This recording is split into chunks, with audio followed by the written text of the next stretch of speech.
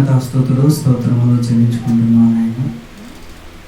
మమ్మల్ని సజీవుల లెక్కలో వచ్చి విలువైన మీ వాక్కులను మాకు తెలియజేయుటకు తండ్రి, మమ్మల్ని ఇంకా భూమి మీద బ్రతికించి మీ యొక్క జ్ఞాన సంపదను మాకు అనుగ్రహిస్తూ, మమ్మల్ని పోషిస్తూ, సంరక్షిస్తూ, బ్రతికిస్తూ, అన్ని విషయాలలో మమ్మల్ని ఆదుకుంటూ మీ కృపను, మీ కాపుదలను మా అందరికీ అనుగ్రహించి నడిపిస్తున్న మా దేవ, మీకే కృతజ్ఞతాస్తుతులు స్తోత్రములు తండ్రి.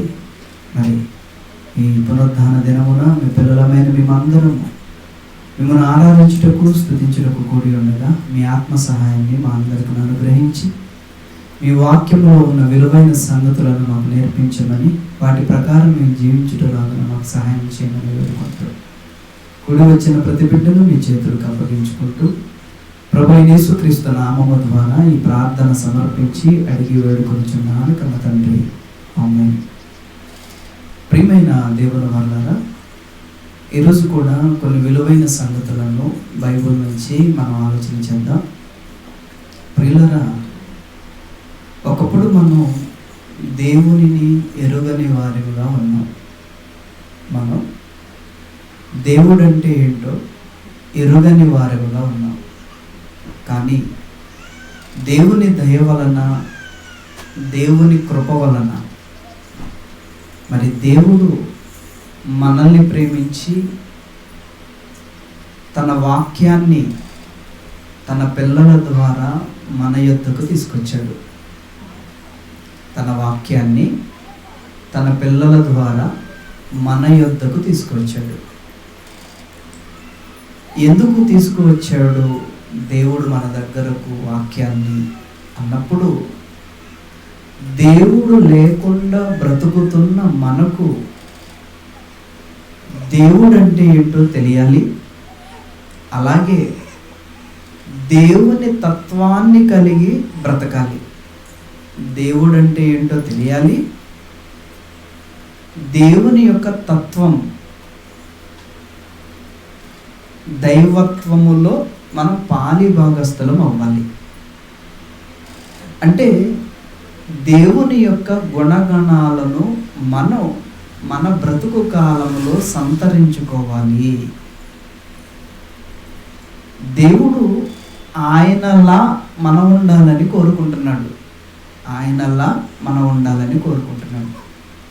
అందుకని ఎఫెసీయులకు రాసిన పత్రిక 4వ అధ్యాయంలో, ఎఫెసీయులకు రాసిన పత్రిక 4వ అధ్యాయం 23 ఒకసారి చూద్దామండి. 23వ వచనం, ఎఫెసీయులకు రాసిన పత్రిక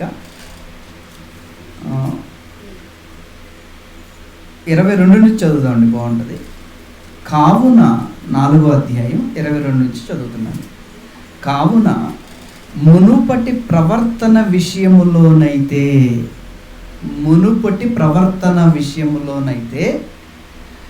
మోసకరమైన దురాశల వలన చెడిపోవు మీ ప్రాచీన స్వభావమును వదులుకొని అన్నాడు. దేవుని దగ్గరకు రానప్పుడు మనం చెడిపోయిన వారముగా, ఏమండి, మోసకరమైన దురాశల వలన చెడిపోయిన వారముగా మనం ఉన్నాం మునుపటి ప్రవర్తన విషయంలో. ఏమండి, ఇప్పుడు ఆ ప్రాచీన స్వభావమును వదులుకొని అన్నాడు. ఆ ప్రాచీన స్వభావమును వదులుకొని అన్నాడు. అంటే దేవునిని ఎరుగకుండా బ్రతుకుతున్న మనం,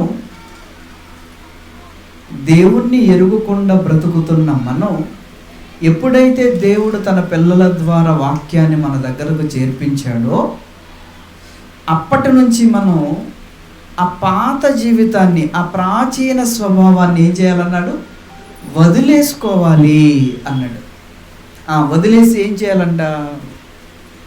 వదులుకొని మీ చిత్తవృత్తి యందు నూతన పరచబడిన వారై అంటే మీరు క్రొత్తగా మారిపోవాలి.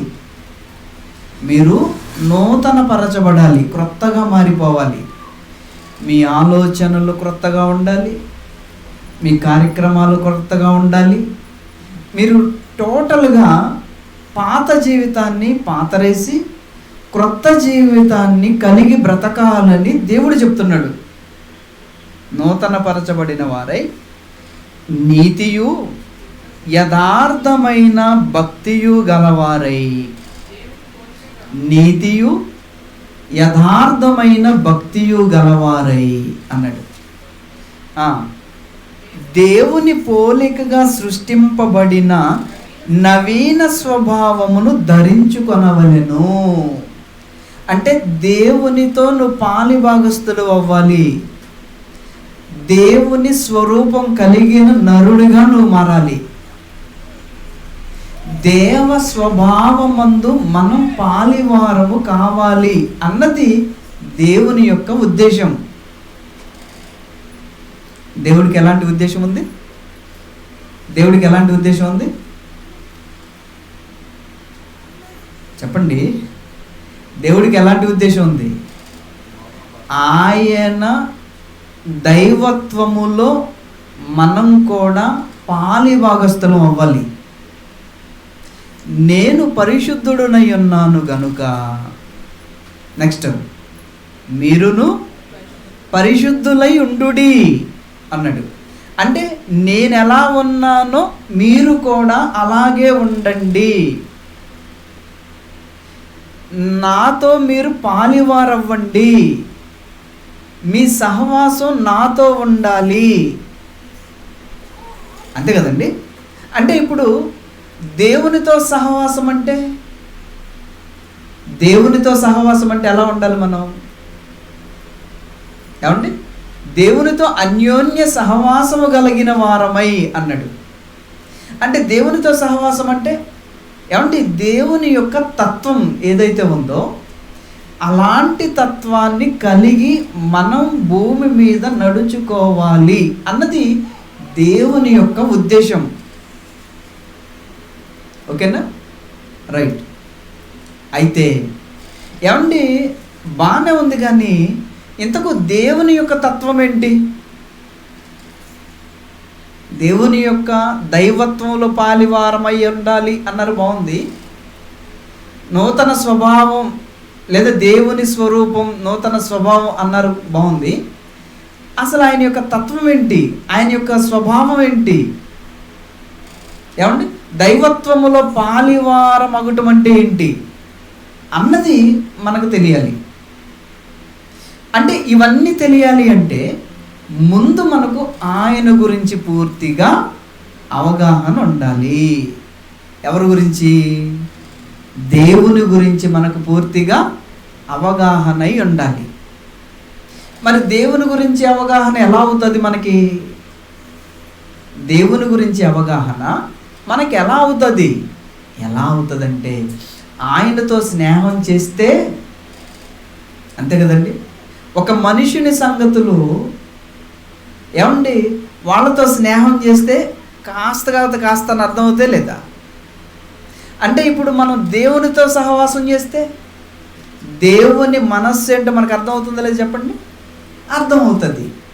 ఇప్పుడు దేవునితో సహవాసం చేయాలి అంటే ఏమండి దేవునితో అన్యోన్య సహవాసం కలిగి ఉండాలి అంటే ఆయన మనస్తత్వం ఏంటో మనకు తెలియాలి. అలా తెలియాలి అంటే ఆయన గురించి వ్రాయబడిన గ్రంథమే ది బైబిల్. అందుకే అంటాడు యెహోవా గ్రంథం అంటాడు. ఏమంటాడు? యెహోవా గ్రంథం అంటాడు.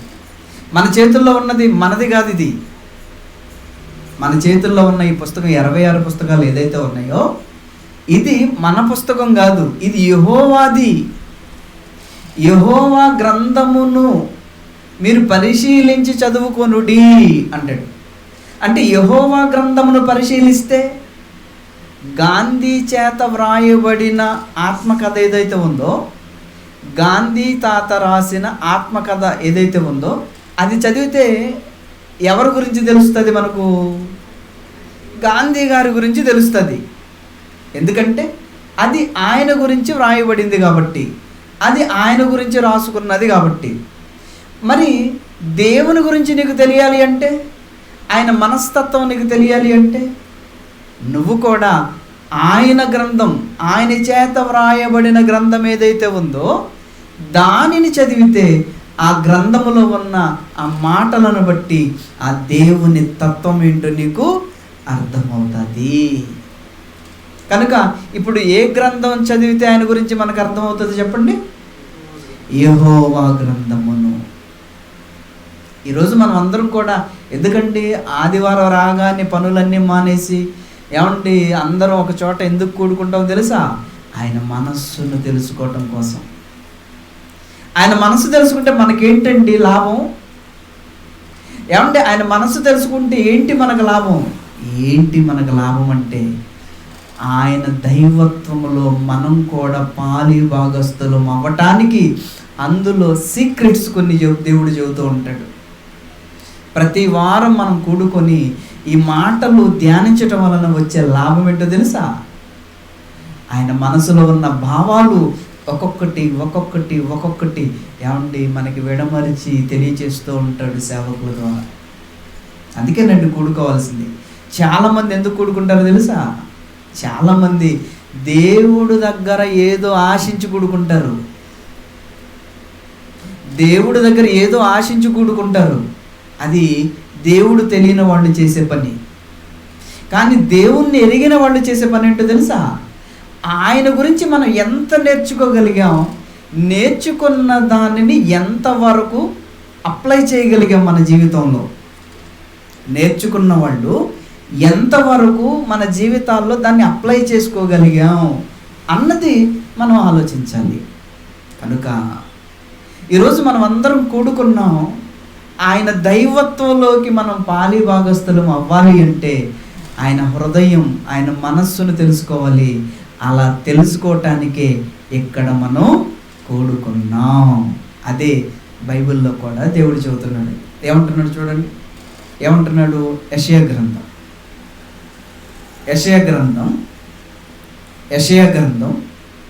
45వ అధ్యాయం 21వ వచనం. యెషయా గ్రంథం 45వ అధ్యాయం 21వ వచనాన్ని ఒకసారి మనం చదువుకుందాం. ఏమంటున్నాడు? చదువునా? నీ ప్రమాణ వాక్యములు నా సన్నిధిని తెలియజేయుడి. ఏమంటున్నాడు? జనులు కూడుకొని ఆలోచించుదురుగాక అన్నాడు. చూడండి, జనులందరూ కూడుకొని ఏం చేయాలంట? ఆలోచించుదురుగాక. గాక అంటే అర్థం ఏంటి? ఆలోచించుదురుగాక అంటే అర్థం ఏంటి? ఆలోచించాలని దేవుడు కోరుకుంటున్నాడు. దేని గురించి ఆలోచించాలి? నా జనులు అన్నాడు. నా జనులు అంటే ఆయన పిల్లలు. దేని గురించి ఆలోచించాలి? ఆయన గురించి ఆలోచించాలి. ఆయన వాక్యముల గురించి ఆలోచించాలి. ఆయన ప్రణాళికను గురించి ఆలోచించాలి. ఆయన ప్రేమను గురించి ఆలోచించాలి. ఆయన తత్వాన్ని గురించి ఆలోచించాలి. ఆయన యొక్క మనకు అప్పగించిన పనులను గురించి కూడా ఆలోచించాలి. అంటే వాటి గురించి ఆలోచిస్తేనే కానీ మనకు అర్థం కాదు ఆయన యొక్క మనస్సు ఏంటో. ఆలోచిస్తేనే అర్థమవుతుంది. అందుకే మీరందరూ కూడుకొని ఆలోచించుదురుగాక అన్నాడు. ఆలోచించాలంటే నిజంగా ఏదైనా కుటుంబం, ఏమంటే ఏదైనా కుటుంబంలో ఆర్థిక సంబంధమైన సమస్య వచ్చిందనుకోండి, కుటుంబం మొత్తం కూర్చొని ఆలోచిస్తారా లేదా? అవును కదా చెప్పండి. ఏదైనా మానసికమైన సమస్య వచ్చిందనుకోండి, కుటుంబం అంతా కూర్చొని ఆలోచిస్తారా లేదా? మరి దేవుని విషయంలో కూడా మనకి ఏదైనా సమస్య వచ్చినప్పుడు, ఏమండి లేకపోతే దేవుని విషయాలు మనం అర్థం చేసుకోవాలనుకున్నప్పుడు మనం కూడా ఏం చేయాలి తెలుసా? ఒక కుటుంబంగా కూర్చొని ఆ దేవుని యొక్క ఉద్దేశాలను ఆలోచించాలి. అప్పుడే ఆయన గురించి మనకు బాగా అర్థమవుతుంది. ఆయన గురించి మనకు అర్థమయ్యిందా, మనం ఏం చేయాలో కూడా మనకు అర్థమవుతుంది. కనుక ప్రియమైన దేవుని వల్లరా ఆలోచన చేద్దాం. ఎటు కూడుకున్నాం కాబట్టి ఆయన గురించి, ఆయన తత్వం ఏంటో, ఆయన దైవత్వం ఏంటో, ఆయన ఉద్దేశాలు ఏంటో ఏమంటే నిజంగా బైబిల్లోనికి వెళ్ళి ఆయన యొక్క మనస్సు ఎలా ఉందో ఒకసారి మనం బైబిల్లోకి వెళ్ళి ఆలోచన చేద్దాం. ఎందుకు ఆలోచించాలి అన్నప్పుడు అలా మనం కూడా మారాలి కనుక, అది గుర్తుపెట్టుకోవాలి మీరు. మనం కూడా అలా మారాలి అంటే దాని గురించి ఆలోచించాలి, అది మీరు మర్చిపోకూడదు. ఓకేనా? రైట్. ఇక ముందుకు వెళ్ళిపోదాం. ఏమంటే నిజంగా దేవుని యొక్క మనస్సు ఎలా ఉంటుందో, ఆయన యొక్క ప్రేమ ఎలా ఉంటుందో, ఆయన కృప ఎలా ఉంటుందో, ఆయన యొక్క దయ ఎలా ఉంటుందో ఒక్కసారి మనం బైబిల్లోనికి వెళ్ళి ఆలోచన చేద్దాం. ఏమంటే ఈ సందర్భాన్ని మనం ఒకసారి ఆలోచన చేస్తే యోనా గ్రంథాన్ని ఒకసారి మనం చూసుకుందామండి. యోనా గారి గురించి మీకు టూకీగా చెప్తాను. యోనా గారు నినేవే పట్టణానికి దేవుడు వెళ్ళమని చెప్తాడు. కానీ యోనా గారు ఏం చేస్తాడంటే తర్షీషు వాడకి పడుకుంటాడు, అడుగు భాగానికి వెళ్ళి పడుకుంటాడు. మధ్యలో తుఫాన్ వస్తుంది, గాలి వస్తుంది. ఆ తర్వాత వాళ్ళందరూ చీట్లు వేస్తారు, యోనా గారి పేరు మీద చీటీ వస్తుంది. యోనా గారే దానికి సొల్యూషన్ చెప్తాడు. నన్ను తీసుకెళ్ళి సముద్రంలో విసిరేయమంటాడు, విసిరేస్తారు. ఒక పెద్ద తిమింగలం వచ్చి మింగేస్తుంది. ఇక అక్కడికి వెళ్ళి చేప గర్భంలో ఉన్నప్పుడు, కడుపులో ఉన్నప్పుడు ప్రార్థన చేస్తాడు, దేవుడు తీసుకొచ్చి బయట వేస్తాడు. బయట వేసిన తర్వాత ఇక నినేవే పట్టణానికి బయలుదేరతాడు. అది 3 దినముల ప్రయాణం అంతా ఆ పట్టణం అండి. ఇక పట్టణానికి వెళ్ళి యోనా గారు ప్రకటన చేస్తారు. ఏమని ప్రకటన చేస్తారంటే ఇంకా 40 దినాలలో ఈ నినేవేపురం పాడైపోతుంది అని ప్రకటన చేస్తాడు. ప్రకటన చేయగానే ఏమంటే అక్కడ ఉన్న ప్రజలు ఏం చేస్తున్నారో చూద్దాం. యోనా గారు ఆ సందర్భంలో అక్కడ ఉన్న ప్రజలు ఏం చేస్తున్నారు అన్నది మనం ఒకసారి ఆలోచన చేస్తే ఏమండి 3వ అధ్యాయంలో ఉంటుంది. 3వ అధ్యాయంలో ఉంటుంది. ఒకసారి చూడండి ఏమంటున్నాడు. నినేవే పట్టణపు వారు దేవుని యందు విశ్వాసముంచి ఉపవాస దినము చాటించి ఘనులేమి అల్పులేమి అందరును గోనె పట్ట కట్టుకొనిరి. ఆ సంగతి నినేవే రాజునకు వినబడినప్పుడు అతడును తన సింహాసనం మీద నుండి దిగి తన రాజవస్త్రములు తీసివేసి గోనె పట్ట కట్టుకొని బూడిదలో కూర్చుండెను. మరియు రాజైన తానును ఆయన మంత్రులను ఆజ్ఞేయగా, ఒకవేళ దేవుడు మనసు త్రిప్పుకొని పశ్చాత్తాప్తుడై మనము లయము కాకుండా తన కోపాగ్ని చల్లార్చుకొనును గనుక మనుష్యులు ఏదియూ పుచ్చుకొనకూడదు. పశువులు కానీ, ఎద్దులు కానీ, గొర్రెలు కానీ మేత మేయకూడదు, నీళ్లు త్రాగకూడదు. మనుషులందరూ తమ దుర్మార్గములను విడిచి తాము చేయువో బలాత్కారమును మానివేయవలెను. మనుషులేమి పశువులేమి సమస్తమును గోనె పట్ట కట్టుకొనవలెను. జనులు మనపూర్వకముగా దేవునిని వేడుకొనవలెను అని దూతలు నినేవే పట్టణములో చాటించి ప్రకటన చేసిరి అన్నది. ఏమంటే ఇది మనం చాలాసార్లు చదువుకున్నాం. ఇందులో పెద్ద మనం తెలుసుకోవలసిన విషయం ఏముందండి అన్న సందేహం ఆటోమేటిక్గా బైబిల్ చదివిన వాళ్ళకి వస్తుంది. ఎందుకంటే ఎక్కువసార్లు చదువుంటారు కాబట్టి. ఏముంది, యోనా ప్రకటన చేశాడు, వాళ్ళందరూ కూడా మారు మనసు పొందేశారు. రాజుల దగ్గర నుంచి సామాన్యుడి వరకు ఆ దేశంలో ఉన్న పశువులన్నీ కూడా మేత లేవు, నీళ్లు లేవు. అందరూ కూడా ఏమండి ఉపవాస దినాన్ని ప్రకటించి ఏమండి దేవునికి మొరపెడుతున్నట్లుగా తమ దుర్మార్గములను విడిచిపెట్టవలనని చాటింపు కూడా వేసినట్లుగా మనకి ఇక్కడ అర్థమవుతుంది. ఓకేనా? ఎంతవరకు బాగుంది. ఇక ఆ తర్వాత ఏం జరిగిందంటే వీళ్ళు ఇలా పశ్చాత్తాపడటం దేవుడు చూశాడు. నినేవే పట్టణానికి వెళ్ళిన యోనా గారు ఏం చేశాడు, నేను ప్రకటించాను కదా, ఇక ఏం జరుగుతుందో చూద్దామని ఒక చోటకు వెళ్ళాడంట, ఊరికి దూరంగా వెళ్ళాడంట. దూరంగా వెళ్ళి ఒక చిన్న గుడిసె లాంటిది వేసుకున్నాడు, ఒక పాక. పాక వేసుకొని నేను ప్రకటించాను కదా నాశనం అయిపోయిద్దని, దేవుడు ఏం చేస్తాడు అని చూద్దామని కూర్చున్నాడంటండి.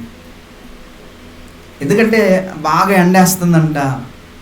ఏమండి నీడ కోసం పాక వేసుకున్నాడు. పాక అంటే ఏమండి నిజంగా దట్టంగా దిట్టంగా వేసుకుంటాడు చెప్పండి? ఏదో నీడ కోసం వేసుకున్నాడు. అప్పుడు ఏం జరిగిందంటే దేవుడు ఒక సొర చెట్టుని వేసాడంటండి. ఎందుకు సొర చెట్టుని వేసాడంట? ఎందుకు వేసాడు చూద్దాం. ఏమండి దీనికి 10వ వచనం చూడండి, 3వ అధ్యాయం 10వ వచనం. మరలా అక్కడికి వెళ్ళిపోదాం. ఈ నినేవే వారు తమ చెడు నడతలు మానుకొనగా వారు చేయుచున్న క్రియలను దేవుడు చూచి పశ్చాత్తాప్తుడై వారికి చేయుదునని తాను మాట ఇచ్చిన కీడుని చేయక మానెను అన్నాడు. నిజంగా వాళ్ళు సరెండర్ అయిపోయారు దేవుడికి సరెండర్ అయ్యేసరికి దేవుడు ఏం చేస్తాడండి? సరెండర్ అయ్యారు కాబట్టి దేవుడు వాళ్ళ మీదకి ఏదైతే కీడు రప్పిస్తానన్నాడో దాన్ని ఆపేశాడు. ఇక యోనా గారు దీని గురించి ఏమంటున్నాడు చూడండి, 4వ అధ్యాయంలో. యోనా దీన్ని చూచి బహు చింతాక్రాంతుడై కోపగించుకొని అన్నాడు. యోనా గారికి కోపం వచ్చేసిందంట. దేనికి కోపం వచ్చేసింది? నాకు తెలుసు నీ సంగతి, నువ్వు ఎవరైనా నీ దగ్గరికి వచ్చి మొరపెడితే నువ్వు తట్టుకోలేవు, నువ్వు వాళ్ళని క్షమిస్తావు నాకు తెలుసు, అందుకే నేను తర్షీషుకు పోయాను, నువ్వు ఈ సంగతే నాకు తెలుసు, నీ మనసు ఏంటో నాకు తెలుసు, అందుకే నువ్వు చెప్పినా కానీ నినేవేకి రాకుండా తర్షీషుకు పోయాను, వాళ్ళు ఒకసారి తప్పు అయిపోయిందంటే నువ్వు క్షమిస్తావు అని ఈయన చింతాక్రాంతుడు అయిపోయాడంట. ఈయనకి బాధేసిందంటండి, బాధేసిందంట. ఏమండి దేవుడికి లేదు బాధ, ఈయనకి వచ్చేసిందంటండి బాధ. ప్రవక్త కదా బాధపడ్డాడు. బాధపడేసిన తర్వాత ఏం జరిగింది? దీన్ని బహు చింతాక్రాంతుడై కోపగించుకొని, యెహోవా నేను నా దేశమందుండగా ఇట్లు జరుగునని నేను అనుకుంటుని కదా, నువ్వు చెప్పినప్పుడే నాకు అర్థమైపోయింది ఇలా జరిగిద్దన్న విషయం. నాకు అప్పుడప్పుడు మన వాళ్ళు కూడా చెబుతూ ఉంటారు, చిన్నగా టిప్స్ వేస్తూ ఉంటారు, అది అలా జరిగిద్దని నాకు తెలుసు, నాకు నేను ముందే చెప్పానా అంటారు. అలాగే ఇక్కడ యోనా గారు కూడా అదే మాట్లాడుతున్నాడు. అందువలననే నీవు కటాక్షమును జాలియును బహుశాంతము అత్యంత కృపయు గల దేవుడు అయ్యుండి పశ్చాత్తాపడి కీడు చేయక మానదు అని నేను తెలుసుకుని దానికి ముందుగానే తర్షీషునకు పారిపోతుని. నీ గురించి నాకు తెలుసయ్యా, అందుకే నేను తర్షీషుకు పారిపోతుని, కానీ నువ్వు తీసుకొచ్చి మరలా నన్ను ఇక్కడ పెట్టేశావు అంటున్నాడు. అండ్ ఇది కూడా మనం చదివాం కదా, ఇందులో కొత్త ఉంది అవును కదా, ఇది చదివిందే కదా, కొత్త ఉంది, కొత్త ఏమీ లేదు, కానీ మనమే దీన్ని కొత్తగా ఆలోచించాలి, అది ఇక్కడ విషయం. ఓకేనా? రైట్, ఆలోచన చేద్దాం. ఇంకేమంటున్నాడు? 3వ వచనం, 4వ అధ్యాయం 3వ వచనం. నేనిక బ్రతుకుట కంటే చచ్చుట మేలు, యెహోవా నన్నిక బ్రతకనీయక చంపుమని యెహోవాకు మనవి చేసెను. అందుకు యెహోవా నీవు కోపించుట న్యాయమా అని అడిగాను. అప్పుడు యోనా ఆ పట్టణం నుండి పోయి దాని తూర్పు తట్టున బస చేసి అచ్చట ఒక పందిలి ఒకటి వేసుకొని పట్టణమునకు ఏమి సంభవించునో చూచెదనని ఆ నీడను కూర్చొని ఉండగా దేవుడైన యెహోవా సొర చెట్టు ఒకటి ఏర్పరిచి అతనికి కలిగిన శ్రమను పోగొట్టుటకై అది పెరిగి యోనా తలకు పైగా నీడ ఇచ్చినట్లు చేసెను. ఆ సొర చెట్టును చూచి యోనా బహు సంతోషించెను. ఎందుకు సంతోషించాడు చెప్పండి? నీడొచ్చిందని. అంతేనే కదా, ఎండబోయి నీడొచ్చింది. దేని వల్ల నీడొచ్చింది? ఏమండి? సొర చెట్టు వల్ల నీడొచ్చింది. అంటే ఆయన ఎండలో పందిని ఒకటి వేసుకున్నాడు, కానీ ఆ ఎండ తీవ్రత ఎక్కువగా ఉంది. ఏమంటే ఈయనకు ఆల్రెడీ ఇబ్బందిగా ఉన్నాడు, ఇక నన్ను చంపే అంటున్నాడు, కానీ గుడిసేసుకొని ఆ పందిలు వేసుకొని ఉన్నాడంట. ఏమైందో జరుగుతుంది, ఏం చూద్దాం, వెయిట్ చేద్దామని. ఒక సొర చెట్టు వచ్చిందంట, చక్కగా పందిరిలాగా అల్లుకుందంట, చక్కగా నీడొచ్చేలోకి హాయిగా ఉందంటండి, హాయిగా ఉందంట. ఆ తర్వాత ఏం జరిగింది? ఏమండి? యోనా తలకు పైగా నీడ ఇచ్చినట్టు చేసెను, ఆ సొర చెట్టును చూసి యోనా బహు సంతోషించెను. మరుసటి ఉదయం మందు దేవుడు ఒక పురుగును ఏర్పరచగా అది ఆ చెట్టును తొలిచినందున చెట్టు వాడిపోయెను. మరియు ఎండకాయగా దేవుడు వేడిమి గల తూర్పు గాలిని రప్పించెను. యోనా తలకు ఎండ దెబ్బ తగలగా అతడు సొమ్మసిల్లి బ్రతుకుట కంటే చచ్చుట నాకు మేలనుకొనెను. అప్పుడు దేవుడు అంటున్నాడు, ఈ సొర చెట్టును గురించి నీవు కోపించుట న్యాయమా అని యోనాను అడుగుగా, యోనా ప్రాణము పోవునంతగా కోపించుట న్యాయమే అనెను. ఏమండి, ఇదంతా నేను మీకు ఎందుకు చదివి వినిపించాను అంటే ఇది మీకు తెలియదని కాదు. ఇదంతా నేను మీకు ఎందుకు చదివించానంటే ఈ సందర్భం మీకు తెలియదని కాదు, మీరు ఎప్పుడు చదవలేదని కాదు. ఇక్కడ మనం ఆలోచించవలసిన అతి ప్రాముఖ్యమైన విషయం ఏంటంటే, యోనా నినేవే దేశపు ప్రజలు ఎలాంటి వారు, అది మనం గుర్తుపెట్టుకోవాలి. ఎలాంటి వారు వాళ్ళు? ఎలాంటి వారు? నినేవే ప్రజలు ఎలాంటి వారు ఏంటండి? ఏం చెప్పండి. నినేవే ప్రజలు ఎలాంటి వారు? దుర్మార్గతను విడిచిపెట్టవలను అని అన్నాడంటే దుర్మార్గులే కాదా? దుర్మార్గతను విడిచిపెట్టవలను అని అన్నారు అంటే అక్కడున్న ప్రజలు దుర్మార్గులనే కదా. ఎందుకు మరి దాన్ని నాశనం చేస్తానన్నాడు దేవుడు? దేవుడు ఎందుకు 40 రోజుల్లో నాశనం చేస్తానని ఎందుకు ఏమండి యోనా ద్వారా ప్రకటించాడు చెప్పండి? వాళ్ళు మంచోళ్ళేనా? మంచోళ్ళేనా కాదా? మంచోళ్ళా? కాదండి. అంటే మళ్ళా చదువుదాం మాట. మనుషులందరూ 9వ వచనం, 3వ అధ్యాయం 9వ వచనం జరుగుతున్నాం. మనుషులందరూ తమ దుర్మార్గములను విడిచి తాము చేయు బలత్కారములు మానివేయవలెను అన్నాడు చూడండి. అంటే నినేవే ప్రజలు మంచి వాళ్ళు కాదు కాబట్టే వాళ్ళని చంపాలని దేవుడు అనుకున్నాడు. లాస్ట్ అండ్ ఫైనల్గా యోనాను పంపించాడు. అర్థమైంది కదా? ఇక్కడ మనం బాగా గుర్తుపెట్టుకోవాల్సింది ఏంటంటే అక్కడ ఉన్న వారి యొక్క క్యారెక్టర్, అది మనం గుర్తుపెట్టుకోవాలి. ఏమండి, అలాంటి క్యారెక్టర్ కలిగిన నినేవే ప్రాంత ప్రజల గురించి దేవుడు ఏమంటున్నాడో ఒక్కసారి మీరు ఇప్పుడు 4వ అధ్యాయం 10, 11 వచనాలు చదివితే మీకు అర్థమవుతుంది. ఏమంటున్నాడు చూడండి. అందుకు యెహోవా, నీవు కష్టపడకుండాను. నువ్వు కష్టపడలేదు. ఏ విషయంలో? సొర చెట్టు పుట్టడం విషయంలో, సొర చెట్టు వ్యాపించే విషయంలో నువ్వు కష్టపడలేదు. మరి ఎవరు కష్టపడ్డారు? ఎవరు కష్టపడ్డారు? దేవుడు కష్టపడ్డాడు. అంతే కదండి. నీవు కష్టపడకుండాను, నువ్వు పెంచకుండాను. ఇంతకీ దాన్ని పెంచింది ఎవరు? దాన్ని కష్టపడింది ఎవరు? దాన్ని పెంచింది ఎవరు చెప్పండి? సొర చెట్టుని పెంచింది ఎవరు? సొర చెట్టుని పుట్టించింది ఎవరు? దానికోసం కష్టపడింది ఎవరు చెప్పాలి? దేవుడు. యోనా ప్రమేయం ఏమైనా ఉంది అక్కడ? యోనా ప్రమేయం ఏం లేదు, దేవుడి ప్రమేయమే ఉంది. ఒక రాత్రిలోనే పుట్టి పెరిగి ఒక రాత్రిలోగా వాడిపోయిన ఈ సొర చెట్టు విషయంలో నీవు విచారపడుచున్నావే, ఏంటి ఎలా జరిగిందని? నీ కష్టం లేకుండానే, నీ ప్రయాస లేకుండానే ఒకటి నీకు ఉపయోగపడిందని, నీకు ఉపయోగపడినది పనికి రాకుండా పోయిందని నీకెంత బాధ వచ్చిందే? దానికోసం నువ్వేం కష్టపడలేదు. దాన్ని నువ్వు పెంచను లేదు. నువ్వు కష్టపడకుండా, నువ్వు పెంచకుండా నీకు నీడనిచ్చింది అది. ఆ నీడనిచ్చేసరికి ఆ నీడ నీ దగ్గర నుంచి వెళ్ళిపోయేలోకే నువ్వు కష్టపడకుండానే ఎప్పటి వరకు నువ్వు నీడను అనుభవించావు. కానీ అది పోగానే నీకెందుకయ్యా అంత కష్టం వేసింది? దానిలో నీ కష్టమేం లేదు కదా. అర్థమవుతుందా మీకు? దానిలో నీ కష్టమేం లేదు కదా. నేను కష్టపడి కదా నీకు నీడిచ్చాను.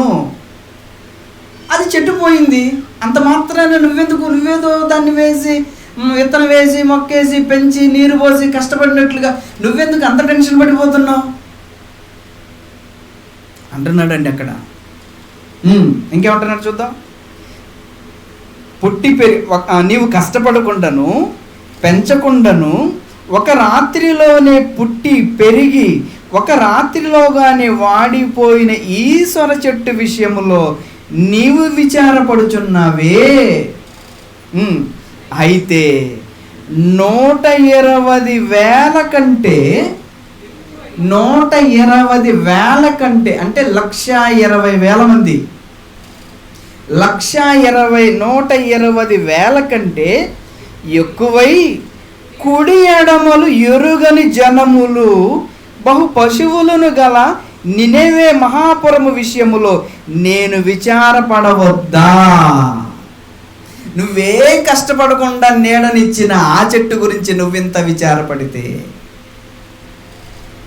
మరి నినెవే ప్రజలు ఎవరు? ఈ నినెవే ప్రజలు, ఈ 120,000 మంది ప్రజలు ఎవరు? నా కష్టం కాదా? నా పిల్లలు కాదా? ఆ పశువులు నావి కాదా? అవన్నీ నావే కాదా? నావి. అవన్నీ దేవుడి అంటండి. యోనా ఏమంటున్నాడు? నాకు తెలుసు నువ్వు ఇలాంటి చేస్తావని యోనా అంటున్నాడు. కానీ దేవుడు అంటున్నాడు, ఇవన్నీ ఎవరివయ్యా? నాయి. వాళ్ళ గురించి ఏమన్నాడు తెలుసండి? ముందు వచనంలో ఏం రాయించాడు? 3:9 ఏం రాయించాడు? 3:9 ఏం రాయించాడు? ఒకసారి చదవండి. అక్కడ 3:9 ఏం రాయించాడు? చదవండి ఒకసారి. ఈ మనుషులందరూ తమ దుర్మార్గములను విడిచి తాము చేయు బలత్కారమును మానివేయవలెను. అంటే వీళ్ళు బలత్కారులు, అలాగే దుర్మార్గులు. కానీ వాళ్ళ గురించి ఏమండి ముందే ఇలా చెప్పాడా? వాళ్ళ గురించి ఎలాంటి ఎక్స్ప్లెయిన్ ఇస్తున్నాడు చూడండి. కిందకు వెళ్ళేసరికి 11వ వచనంలో అంటాడు, 4వ అధ్యాయం 11వ వచనంలో, అయితే 120,000 కంటే ఎక్కువై, అంటే 120,000 మంది కంటే ఎక్కువ ఉన్నారు. ఎక్కువ అంటే ఇంకెంతమంది ఉన్నారు మనకి తెలీదు. మరి వీళ్ళందరూ ఎవరు? నా కష్టం, నేనే వాళ్ళకి పెంచి పోషించాను. ఆ పెంచి పోషించిన దేవుడు ఏమండి ఆ నినేవే పిల్లలు, ఆ పట్టణస్థుల గురించి ఏం మాట్లాడుతున్నారో తెలుసా? వారు కుడి ఎడమలు తెలియని ప్రజలు అంటండి. బాగా ఆలోచించాలి మీరు. వారు ఎలాంటి వారంట? కుడి ఎడమలు తెలియని ప్రజలు. నిజంగా వీళ్ళకి కుడి ఎడమ అంటే ఏందో తెలీదా?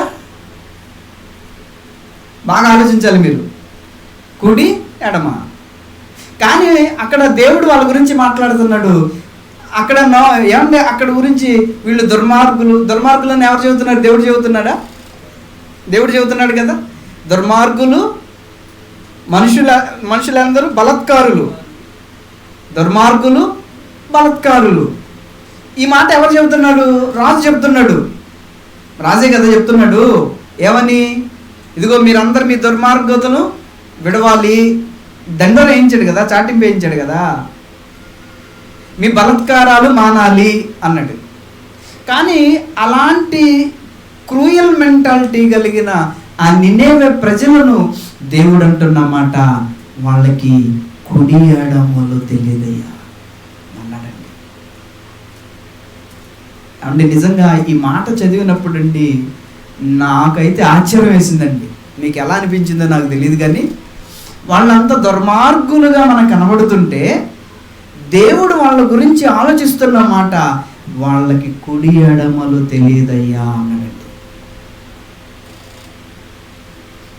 అంటే అంత దుర్మార్గంగా ప్రవర్తిస్తున్న వారు ఎందుకు అలా ప్రవర్తిస్తున్నారో తెలుసా? వాళ్ళకి అసలు ఏమీ తెలియకే వాళ్ళు అలా ప్రవర్తిస్తున్నారు. వాళ్ళకి అసలు ఏమీ తెలీదు, ఏమీ తెలీదు వాళ్ళకి కుడి ఎడమలు తెలియదు అంటున్నాడు. అందుకే నిన్ను పంపించాను. మరి కాపాడుకోవాలి కదా. నా కష్టం అది, నేను దాన్ని కాపాడుకోవాలి.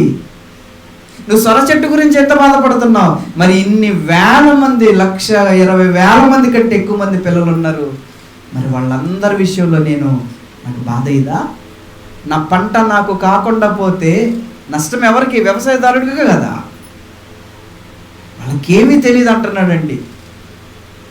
ఏమండి, యేసుక్రీస్తు కూడా ఇదే అంటాడు చూడండి. సిలువేస్తున్నప్పుడు ఏమంటాడు?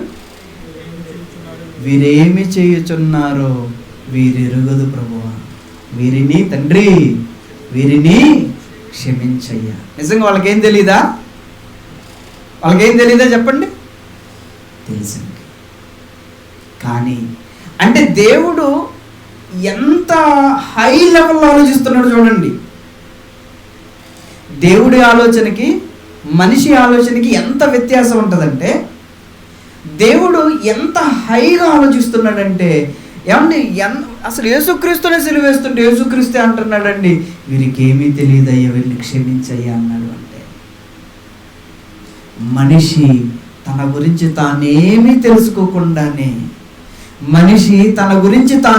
తెలుసుకోకుండానే ఏమండి దుర్మార్గపు పనులు, దుష్టత్వపు కార్యక్రమాలు చేసుకుంటూ ఏమండి నిత్యాగ్ని దండనకు వెళుతున్నాడండి. అందుకని దేవుడు ఓపిక కలిగి ఓర్పు కలిగి ఏమండి ఎదురు చూస్తున్నాడంట.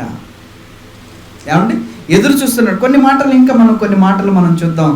ఏమండి ఆయన ఏమనుకుంటున్నాడు చూడండి. కీర్తన గ్రంథము 103 కీర్తన, ఇంకా ఏమంటున్నాడు చూద్దాం.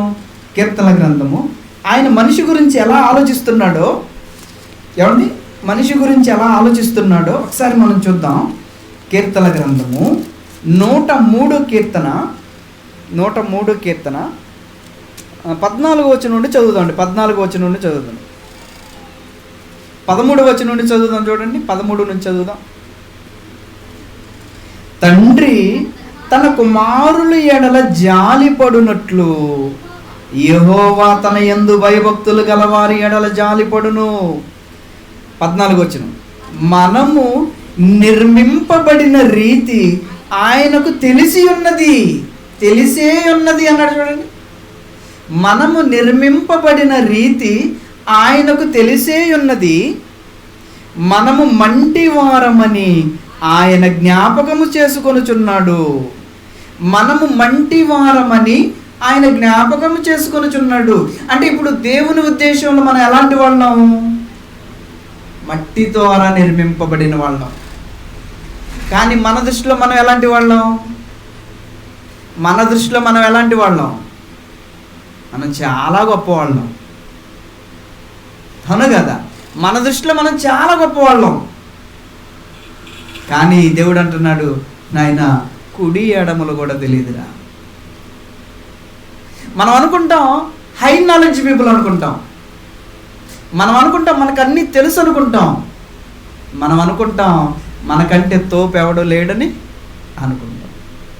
కానీ దేవుడు అంటున్నాడు, మామూలుగా అంటారు కదా, అరే వాడికి అసలు ఏమీ తెలియదురా, ప్రారంభం ముగింపు ఏదో కూడా వాడికి తెలియదు కదా. అలాగే ఇక్కడ దేవుడు అంటున్నాడు, నువ్వంటే ఏంటో నాకు తెలుసయ్యా. కుడి ఎడమలు తెలియని జనం, నీతి ఎలా చెయ్యాలో తెలియక, ఏమండి నీతిగా ఎలా బ్రతకాలో తెలియక చెడును లాక్కుంటున్నాం అంటండి మనం అందరం. అదే అంటున్నాడు ఇక్కడ. కిందకి వెళ్తే ఏమంటున్నాడు చూడండి.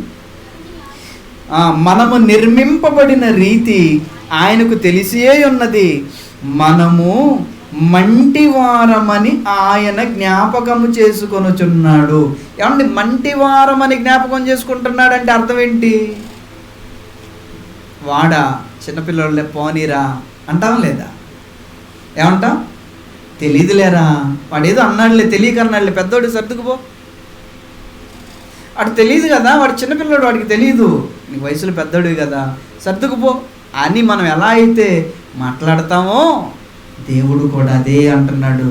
నాయన మీరు మంటివారు, మనం చేసింది నేనే కదా, మీరు మంటివారని ఆయన జ్ఞాపకము చేసుకొనుచున్నాడు. నరుని ఆయువు గడ్డి వలె ఉన్నది. మనం ఏమనుకుంటున్నామంటే బంగారంతో పోల్చుకుంటాం మన జీవితాన్ని మనం దేంతో పోల్చుకుంటాం? మనకంటే ఎవడరా అంటుంటాం మనం. విలువైనదిగా ఏమంటే బంగారంతో పోల్చుకుంటాం, కానీ దేవుడు మన జీవితాన్ని ఎలా పోలుస్తున్నాడో తెలుసా? గడ్డి లాంటిదంట. అంటే ఏమంటే నిజంగా ఆయన మన గురించి ఆలోచించే ఆ కోణం మనమేదో చాలా కిడ్స్ లాగా ఆయన చెప్తున్నాడు చూడండి. చాలా కిడ్స్, వీళ్ళు అసలు వాళ్ళకి ఏమీ తెలియదు అన్నట్టుగా మాట్లాడుతున్నాడు చూడండి. కానీ మనం ఏమంటాం తెలుసా? దేవుడెవరు, ఆయన పేరేంటి, ఆయన ఆలోచన ఏంటి, ఆయన ఎక్కడుంటాడు, ఇవన్నీ మనం ఆయన గురించి మాట్లాడతాం. ఆయనేమో అరే గడ్డి లాంటి వారు. అప్పుడప్పుడు అంటాం కదా, ఏమండి మనం కోపం వచ్చినప్పుడు ఏమంటాం? నా సంగతి నీకు తెలియదు. అలాగే ఇప్పుడు దేవుడు మన సంగతి గురించి మాట్లాడుతూ అంటున్నాడు, నరుని ఆయువు గడ్డి వలె ఉన్నది, అడవి పువ్వు పూయునట్లు వాడు పూయును, దాని మీద గాలి వేచగా అది లేకపోవును, ఇక మీదట దాని చోటు దానిని ఎరుగదు అన్నాడు. అంటే మన జీవితం చాలా అల్పమైనదని, గాలి వేస్తే చాలు మన జీవితం పాడైపోతుందని, కేవలము మనం మంటి వారమని, ఏమండి ఎంత జాగ్రత్తగా మన గురించి దేవుడు ఆలోచిస్తున్నాడు చూడండి. ఏమండి మనం చేసే పనులకు దేవుడి ఆలోచనకు ఎక్కడైనా పొంతన కనపడుతుందో చెప్పండి? మనం చేసే పనులకు, మన మనస్తత్వాన్ని బట్టి, మనం చేసే పనులకు, మనం విర్రవీగే తత్వాన్ని బట్టి, మనం చేసే క్రియలను బట్టి, మన ఆలోచనలను బట్టి, ఏమండి మన గురించి మనం ఆలోచించుకునే దాన్ని బట్టి, దేవుడు మన గురించి ఆలోచించే దాన్ని బట్టి ఆలోచిస్తే ఏమండి చాలా ఆపోజిట్గా మనకు కనపడుతుంది చూడండి. చాలా ఆపోజిట్గా కనపడుతుంది. మనల్ని మనం చాలా గొప్పగా ఊహించుకుంటాం. కానీ దేవుడు అంటున్నాడు, పువ్వు లాంటి వాడివి, గడ్డి లాంటి వాడివి, మట్టి లాంటి వాడివి, నీకు కుడి అంటే తెలీదు, ఎడమ అంటే ఏంటో కూడా నీకు తెలీదు. ఇంకేమంటున్నాడు చూద్దాం, ఇంకా ఏమంటున్నాడు చూద్దాం. ఏమండి కీర్తనల గ్రంథము 78వ అధ్యాయం, కీర్తనల గ్రంథము 78వ అధ్యాయం 39వ వచనం ఒకసారి చూడండి. ఏమంటున్నాడు? 39వ వచనం ఏమంటున్నాడు చూడండి. 78వ అధ్యాయం 38 నుంచి చూద్దామండి. 38 నుంచి చూద్దాం. అయితే ఆయన వాత్సల్య సంపూర్ణుడై వారిని నశింపజేయక వారి దోషము పరిహరించువాడు. అయితే ఆయన వాత్సల్య సంపూర్ణుడై వారిని నశింపజేయక వారి దోషము పరిహరించువాడు. తన ఉగ్రతను ఏ మాత్రమును రేపుకొనక పలుమారు కోపము అణుచుకొనువాడు. కాగా వారు కేవలము శరీరులై ఉన్నారనియు, విసరి వెళ్ళి మరలి రాని గాలి వలెనున్నారనియు ఆయన జ్ఞాపకము చేసుకొనుచున్నాడు. ఏమండి నిజంగా దేవుడు ఎంత దయ కలిగి ఉన్నాడో చూడండి మన పట్ల. నిజంగా ఆయన గనక మనలాగా ఆయన కూడా ఆలోచిస్తే ఎప్పుడో చంపేసేవాడు మనల్ని, అవునా కదా? మనలాగా ఆయన కూడా ఆలోచిస్తే అసలు ఈ లోకం మీద నరజాతి ఉండటానికి అవకాశమే లేదండి. కానీ ఆయన తండ్రి కదండి, కష్టపడి చేతులతో స్వహస్తాలతో మనం చేసుకున్నాడు కదండి, అరచేతులలో చెక్కుకున్నాడు కదండి. మనం ఎప్పుడైనా తన దగ్గరకు రావాలని ఎదురాడు మనుషుల కోసం దినమంతా చేతులు చాచి ఎదురు చూస్తున్న నిజంగా ఆ తండ్రి మనస్సు ఆలోచించండి ఒక్కసారి. అందుకే అన్నాడు, జనులు కూడుకొని ఆలోచించుదురుగాక. ఆయన ప్రేమను, ఆయన కష్టాన్ని, ఆయన త్యాగాన్ని, ఆయన దయను నిజంగా ఆయన ఆలోచించే కోణం నిజంగా ఎంతగా అణుచుకుంటున్నాడో మీరు ఆలోచించండి. ఆలోచించే కోణాన్ని చూడాలి మీరు. వాడికి ఏమీ తెలియదురా అంటే ఏమంటే వాడికి ఏమీ తెలీదు, వాడు నరహత్య చేశాడండి, వాడికి ఏం తెలియదు లేరా, తెలియదు ఏదో పొరపాటు చేశాడంటే ఏమండి అసలు ఆ ప్రేమ ఏంటో చూడండి, ఆ దయ ఏంటో చూడండి, ఆ వాత్సల్యత ఏంటో చూడండి. ఇది ఒక మనిషిని చంపినా వాడికి తెలియక చేసాడండి అంటే అది తెలియక చేసినట్ట. ఒక తండ్రి అలానే అడుగుతాడు, తెలియక చేసాడండి, ఒకసారి ఎక్స్క్యూజ్ చేయండి, అవసరమైతే నన్ను ఏదైనా చేయండి, వాడిని వదిలేయండి అంటారా లేదా? అదండి తండ్రి అంటే. ఎంత తగ్గాడండి అంటే ఈ ఒక్క జీవితం మనిషిది. ఒక పువ్వు పుట్టిన తర్వాత దానికి మరలా జీవితం ఉండదు. ఒక మొక్క మొలిసిన తర్వాత ఏమండి అది ఎండొస్తే వెళ్ళిపోతుంది. ఒక పువ్వుకి ఎలా జీవితం ఉండదో నీకు కూడా ఇక జీవితం ఉండదు. నీకు ఉంది ఒక్క జీవితం, ఈ 60, 70, 80 సంవత్సరాల జీవితం.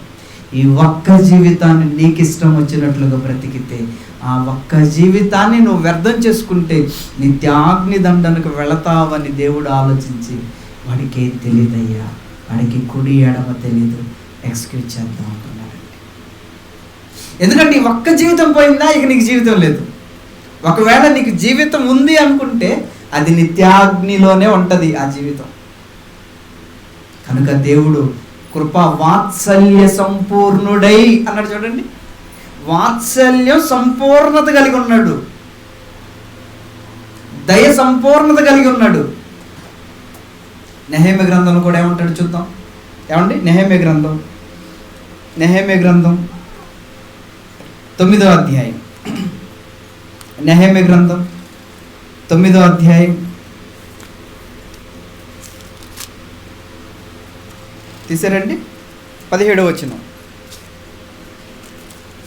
నెహెమ్యా గ్రంథం 9వ అధ్యాయం 17వ వచనం చదవండి. ఏమంటున్నాడు? 16 నుంచి చదువుదామండి.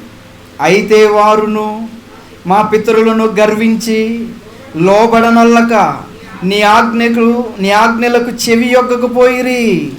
వారు విధేయులగుటకు మనస్సు లేనివారై తమ మధ్య నీవు చేసిన అద్భుతములను జ్ఞాపకము చేసుకొనక తమ మనస్సును కఠినపరుచుకొని తాముండి వచ్చిన దాస్యపు దేశమునకు తిరిగి వెళ్ళుటకు ఒక అధికారిని కోరుకొని నీ మీద తిరుగుబాటు చేసిరి. అయితే నీవు క్షమించుటకు సిద్ధమైన దేవుడవును, దయా వాత్సల్యత కలిగిన వాడవును, దీర్ఘశాంతమును బహు కృపయు గలవాడునయ్యుండి వారిని విసర్జింపలేదు అన్నాడు. ఏమండి దేవుడి దగ్గర ఏమన్నాయి ఇప్పుడు? అత్యంత కృప, దయావాత్సల్యం, దీర్ఘశాంతం. ఆయన కృప ఇశ్రాయేలీలు అన్ని చేసిన, ఏమండి నువ్వు కాదు దేవుడు, ఈ దూడే దేవుడు అని చేసుకున్నా కానీ దేవుడు ఏమండి తట్టుకున్నాడండి. నువ్వు కాదు మమ్మల్ని తెచ్చింది ఈ దూడ అని దూడ చేసుకొని ఏమండి గడ్డి మేయు ఎద్దు రూపాన్ని దేవుని మహిమను మార్చారండి వాళ్ళు. అయినా సహించాడండి. అంటే అర్థం ఏంటో తెలుసా? ఈ దూడ మమ్మల్ని పుట్టించింది నువ్వు కాదు. అదే కదండి దానికి అర్థం. అవునా కాదా? నీకు నేను పుట్టలేదని ఏ కొడుకైనా ఏ తండ్రితోనంటే, ఏ కొడుకైనా ఏ తండ్రితో నేను నీకు పుట్టలేదు అన్నాడు అనుకోండి, ఆ తండ్రి పరిస్థితి ఎలా ఉంటుంది చెప్పండి? ఆలోచించాలి. అందుకని ఎంత భయంకరంగా ఉంటుందండి. అలాగే ఇక్కడ దేవుడి విషయంలో కూడా నిజంగా వాళ్ళు ఎన్నిసార్లు తిరగబడ్డారండి దేవుడి మీద. నీళ్ళు అంటారు, తిండేది అంటారు, ఏమండి ఎండ అంటారు, చీకటి అంటారు, ఏమండి ఎంత భయంకరంగా దేవుడిని టార్చర్ పెట్టారండి వాళ్ళు. ఆయన గ్రద్ద రెక్కల మీద ఎలా మోసుకెళ్ళాడో అలా మోసుకెళ్ళాడండి. వాళ్ళు మంచివాళ్ళు కానప్పటికీ కూడా దేవుడు తన వాత్సల్యాన్ని చూపించాడు, తన దయను కనపరిచాడు. అంటే వాళ్ళు కుడి ఎడమలు ఎరుగని జనులు అని ఆయన అన్నాడు. అంటే నిజంగా మనిషి పట్ల దేవుడు ఎంత ఆలోచన చేస్తున్నాడో, ఎంతగా తగ్గి ఆలోచిస్తున్నాడో మీరు ఒక్కసారి ఆయన మనస్సులోనికి తొంగి చూడండి. మనస్సులోనికి తొంగి చూడండి. ఏంటండి ఆ వాత్సల్యత? అందుకే అంటున్నాడు, మీరు కూడా దైవ స్వభావమందు పాలివారు కావాలి. ఇప్పుడు మనం ఏం చేయాలి? ఇప్పుడు మనం ఎలా ఆలోచించాలి?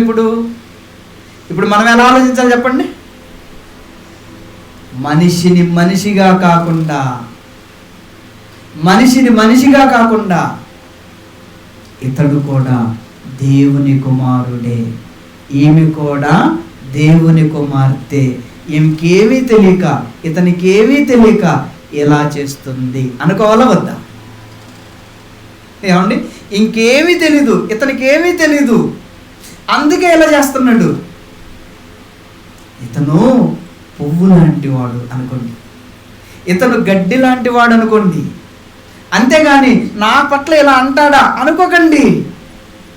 నా పట్ల ఇలా అంటాడా అంటే అర్థం ఏంటి? నా పట్ల ఇలా అంటాడా అంటే అర్థం ఏంటి? నీకు వాడికి ఏమైనా తేడా ఉందా? అర్థమవుతుందా నేను చెప్పేది మీకు? ఆపేసి వెళ్ళిపోదాం అనుకుంటున్నారా? వాడన్నట్లుగా నువ్వు అంటే వాడికి నీకు తేడా ఉంది. కనుక వాళ్ళు అంటారు, మనం పడాలి. ఎందుకంటే దేవుడే పడ్డాడు. అలా పడాలి అంటే మన దగ్గర ఏముండాలో తెలుసా? దయ, జాలి, కరుణ, ప్రేమ, ఇవన్నీ కూడా మనలో ఉండాలి. ఇవి మనలో ఎందుకు ఉండాలి? ఇవి దేవునిలో ఉన్నాయి కాబట్టి. అవి దేవునిలో ఉన్నాయి కాబట్టి అవి ఇప్పుడు ఎవరిలో ట్రాన్స్ఫర్ అవ్వాలి? మనలోకి ట్రాన్స్ఫర్ అవ్వాలి. అందుకే స్టెఫెన్ గారు చూడండి ఏమంటాడు? రాళ్లతో కొట్టి చంపుతుంటే స్టెఫెన్ గారు అన్న మాట ఏంటో తెలుసా? తండ్రి, ప్రభువా, ఈ పాపము వారి మీద మోపకము అన్నాడు. చూడండి అపోస్తుల కార్యములు 7వ అధ్యాయం 60 వచ్చిన ఒకసారి చూడండి ఏమంటున్నాడు? అపోస్తుల కార్యములు 7వ అధ్యాయం 60 వచ్చిన. అపోస్తుల కార్యములు 7వ అధ్యాయం 60 వచ్చిన చదవాలి గబుబా. ప్రభువా, ఏం చేస్తున్నారని మోపొద్దు అంటున్నాడు. ఆల్రెడీ వాళ్ళు రాళ్లతో కొడుతున్నారు. యేసుక్రీస్తుని సిలువేస్తుంటే యేసుక్రీస్తు ఎలా అయితే తండ్రిని వేడుకున్నాడో, యేసును అంగీకరించి యేసును ధరించిన స్టెఫెన్ కూడా అదే ఫాలో అవుతున్నాడు. చూడండి ఇప్పుడు యేసుక్రీస్తుకి అలా ఎలా వచ్చింది అన్నప్పుడు ఆయన తండ్రి దగ్గర తెచ్చుకున్నాడు, మరి ఈయన క్రీస్తు దగ్గర తెచ్చుకున్నాడు. అంతేనా కదా? స్టెఫెన్ క్రీస్తు దగ్గర తెచ్చుకున్నాడు, క్రీస్తు తండ్రి దగ్గర తెచ్చుకున్నాడు. అంతేనా కదా? క్రీస్తు తండ్రి దగ్గర నేర్చుకున్నాడని మనం చదువుకుంటాం కదా. అంటే ఇప్పుడు క్రీస్తు దగ్గర స్టెఫెన్ మాత్రమే నేర్చుకోవాలా? మరి మనం నేర్చుకోవాలా వద్దా? స్టెఫెనులా మనం కూడా క్రీస్తు దగ్గర నేర్చుకోవాలా వద్దా? నేర్చుకోవాలి. అంటే ఇప్పుడు మనం కూడా దేవునిలా ఆలోచించాలన్నమాట. ఎలా ఆలోచించాలి? దేవునిలా ఆలోచించాలి. దేవునిలా నువ్వు ఆలోచించావు అనుకోండి, దేవ స్వభావములో పాలివారు అవుతావు. దేవునిలా ఆలోచించాలంటండి ఏమండి? దేవునిలా. రోమపత్రిక ముగించేసుకుందాం.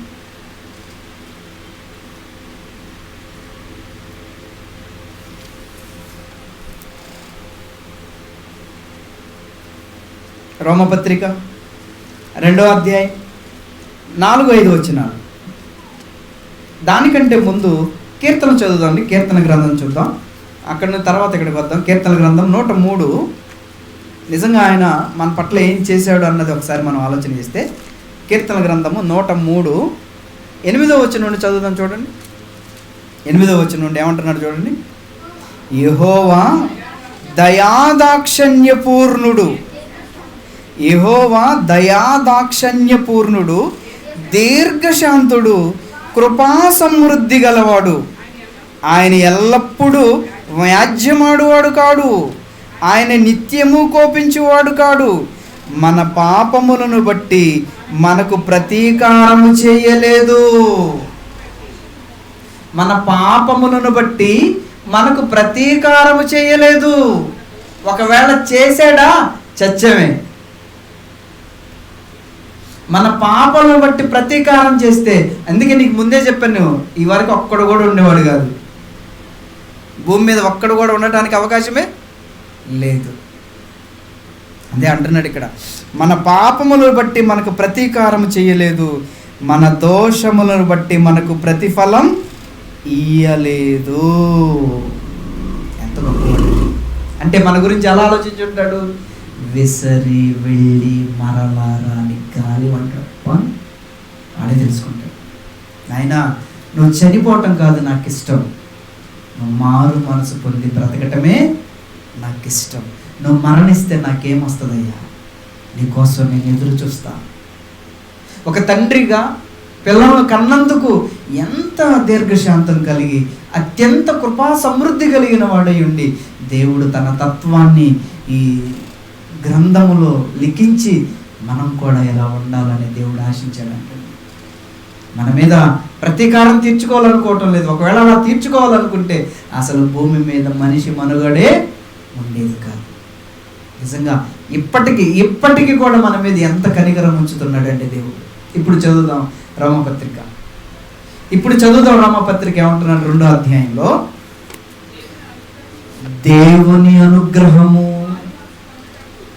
దేవుని అనుగ్రహము మారు మనస్సు పొందుటకు నిన్ను ప్రేరేపించుచున్నదని ఎరుగక. ఏంటి నువ్వు ఇంకా మారటం లేదా? ఇన్ని మాటలు విన్న తర్వాత కూడా నువ్వు మారటం లేదా? ఆయన అనుగ్రహం నీ మీద చూపిస్తున్నాడు కదా, ఆయన దీర్ఘశాంతం నీ మీద చూపిస్తున్నాడు కదా. ఆయన అనుగ్రహము నిన్ను మారు మనసు పొందుటకు ప్రేరేపించుచున్నదని ఎరుగకపోతే ఎలా? ఎరుగక దేవుని అనుగ్రహమును మారు మనసు పొందుటకు నిన్ను ప్రేరేపించుచున్నదని ఎరుగక ఆయన అనుగ్రహ ఐశ్వర్యమును, సహనమును, దీర్ఘశాంతమును ఇంకా తృణీకరిస్తావా? ఇది ఇంకా నువ్వు తృణీకరిస్తావా? ఇది నీకోసం ఎంత చేసినా, నీకోసం ఆయన ఎంత చేసినా ఇంకా తృణీకరిస్తున్నావా? ఇంకా ఇంతకన్నా నువ్వు తృణీకరిస్తే నీ మీద ఉగ్రత వచ్చేస్తుంది. నిజంగా ఇప్పటికీ మనం ఈ భూమి మీద మంచి తిండి, మంచి వస్త్రాలు, మంచిగా మనం బ్రతుకుతున్నాము అంటే కారణం ఏంటో తెలుసా? విసరి మరలా రాని గాలి వంటి వాడు, మంటివారం అని మనం ఎన్ని చేసిన దేవుడు సర్దుకుంటున్నాడులే అని సర్దుకోమాకు. నువ్వు నీ పాపాలన్నీ సర్దేయాలి. ఇప్పుడు నువ్వు ఇక్కడ నుంచి నువ్వు ఆయన అనుగ్రహం పాత్రలు అవ్వాలి. సర్దుకున్నాడులే అని చెప్పి ఏమంటే మరీ ఎక్కువ చేసామనుకోండి, తర్వాత మనకే సమస్య అండి. కనుక ప్రియమైన దేవుని వాళ్ళరా, నేను మౌనంగా ఉన్నానని మీరు అనుకోకండి. ఒక్కొక్కటి మీ ఎదుట పెట్టి మిమ్మల్ని చీల్చివేస్తానన్నాడు కీర్తన గ్రంథంలో. చీల్చివేస్తానన్నాడు. ఏమండి, ఎంత అత్యంత కృప చూపించిన దేవుడు ఏమండి చీల్చేస్తాను అన్నాడు అంటే మనం ఎంత ప్రేమ, దయ ఆయన మనకు చూపించిన మనం దాన్ని అర్థం చేసుకోకపోతే, గ్రహించకపోతే మనకి తప్పకుండా దేవుని ఉగ్రత వస్తుందండి. అలా ఆ ఉగ్రత పాలవటానికి కాదు దేవుడు మనల్ని భూమి మీదకి పంపించింది.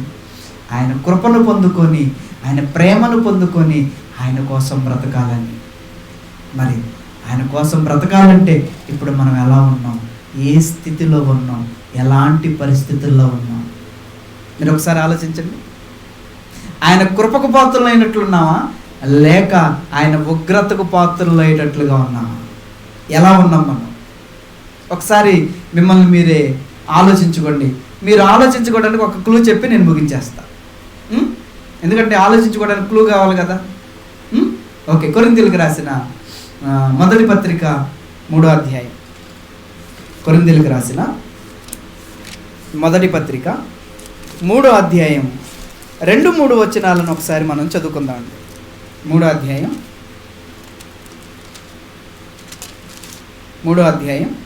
2-3 వచనాలు. అప్పటిలో మీకు బలము చాలకపోయినందున పాలతోనే మిమ్మును పెంచి తిని కానీ అన్నముతో పెంచలేదు. మీరింకను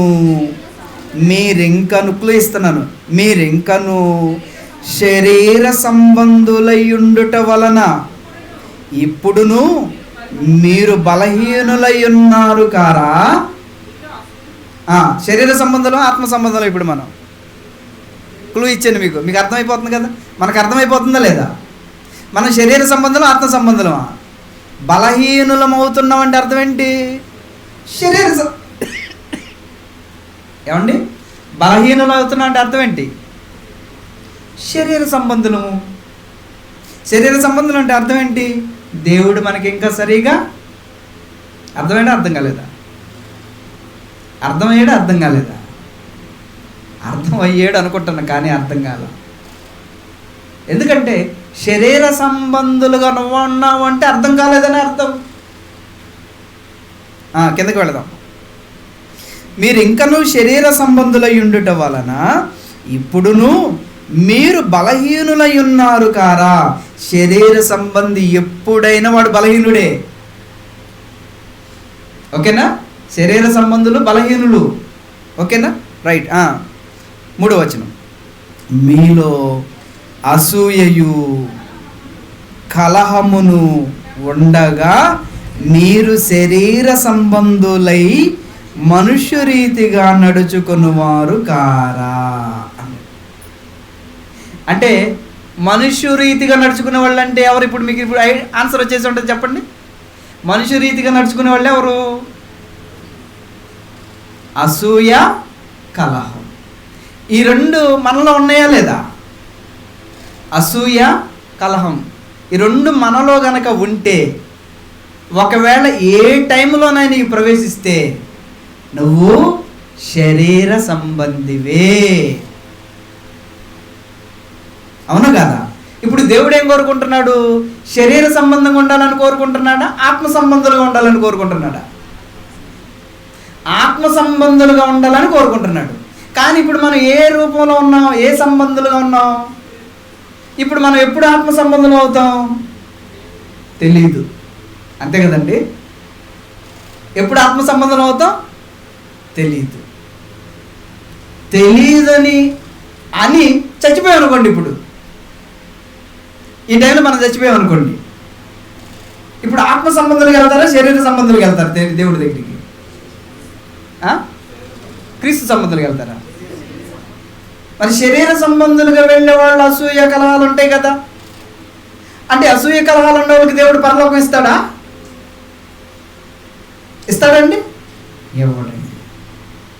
కనుక ఉన్న ఫలంగా ఇప్పుడు ఎప్పుడైతే ఈ మాటలు మనకు వినపడ్డాయి, ఈ రోజు నుంచి మనం ఏమైపోవాలో తెలుసా? ఆత్మ సంబంధులుగా మారాలి. అంటే అసూయ, ఈర్ష్య, ద్వేషం, కోపం ఏమండి ఇవన్నీ కూడా ఏమండి మనలో లేకుండా జాగ్రత్త పడాలి. ఇవి దేవుని యొక్క లక్షణాలు. అవి మనలో మనం సంతరించుకోవాలి. ఎలా? దేవుణ్ణి బట్టి, వాక్యాన్ని బట్టి. మీకు అర్థమైంది కదండి? కనుక ఒక్కసారి మీరు ఆలోచించండి. దేవుని గురించి ఒక్కసారి మీరు ఆలోచించండి. ఆయన ఏం కోరుకుంటున్నాడో ఆలోచించండి. మనం ఏం చేస్తున్నామో ఆలోచించండి. కనుక ప్రియమైన దేవుని వాళ్ళరా, దేవుని గురించి ఆలోచించి ఆయనతో పాలి భాగస్తులు అవ్వడానికి దేవుని స్వరూపమందు మనం పాలి భాగస్తులం అవ్వాలి. కనుక దేవుని ఉన్నట్లుగా మనం కూడా దైవ లక్షణాలను పొనికి పుచ్చుకొని బ్రతకాలి. మీకు అర్థమైంది అనుకుంటున్నాను. ప్రార్థన చేసుకుందాం. ఓకేనండి? మహోన్నతుడా, సర్వోన్నతుడా, కృపగలిగిన కన్న తండ్రి, మీ పిల్లలకు మీ మాటలు చెప్పాను. మీ పిల్లలు విన్నారు, విన్న మాటలు ప్రయోజనం తప్పకుండా తండ్రి, ప్రతి దినము మమ్మల్ని మేము మార్పు చెందేవారు. మాకు దినదినము ఎలా అయితే రోజులు గడుస్తున్నాయో, వయసు పెరుగుతుందో, మా ఆలోచనలు కూడా పెంచుకునేటట్లుగా మాకు సహాయం చేయండి. మా జ్ఞానాన్ని కూడా దినదినము ప్రవర్ధమానమయ్యేటట్లుగా పెంచండి తండ్రి. మేము శరీర సంబంధాలను విడిచి ఆత్మ సంబంధాలుగా మేము మారడానికి మాకు సహాయం చేయండి తండ్రి.